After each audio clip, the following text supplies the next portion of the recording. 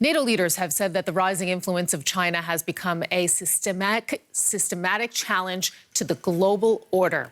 China's mission to the European Union has pushed back, accusing NATO of exaggerating the threat from China. Now, NATO's statement follows talks on Monday in Brussels. It is the first summit for U.S. President Joe Biden, who has urged a tougher line on China and Russia while seeking to repair relations with allies at the meeting. It was Joe Biden's first NATO summit. You may keep your masks off. Now please turn and watch the digital tower. And the US president arrived in Brussels with a promise to reaffirm the United States' commitment to a military alliance his predecessor viewed with disdain. Then it was down to business, identifying old and new threats to the alliance. Russia and China are both seeking to drive a wedge in our transatlantic solidarity. We're seeing an increase in malicious cyber activity. It's the first time the alliance has branded China a security threat. But leaders also stress that NATO is seeking to work with Beijing when it comes to global issues such as climate change, an approach German Chancellor Angela Merkel strongly supports. When looking at cyber threats, hybrid threats, the cooperation between Russia and China, I believe you just can't ignore China.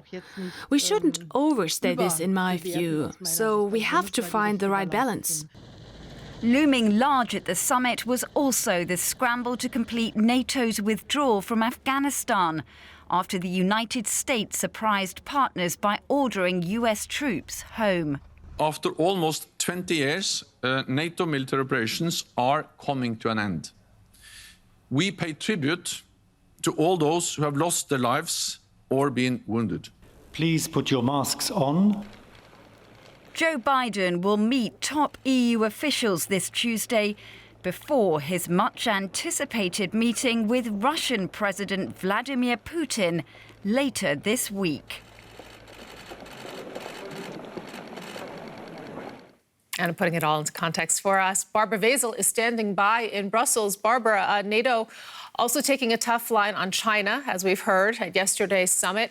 What does this mean for tensions? It means that tensions are really going to increase because clearly Joe Biden said 10 years ago when NATO did their last big strategic review, China wasn't even mentioned. And Russia was a partner. And now the allies are looking around and they find the international scenario just scary. And that is what really was reflected yesterday in those discussions. Of course, there are warning voices like we heard from Angela Merkel and some other Europeans saying we need to work with them. I mean, we're talking about exports and imports.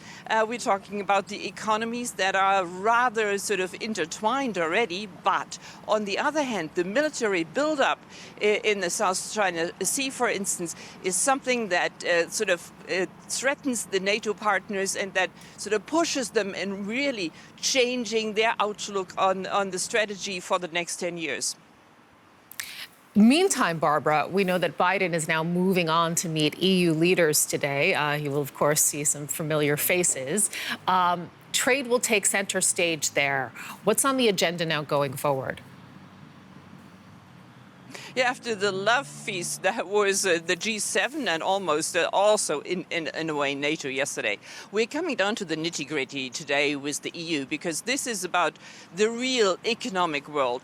What's at stake is probably that we're going to have news later this day about a new agreement on a termination of the longest-running trade battle of the WTO, the battle between Boeing and Airbus about state subsidies.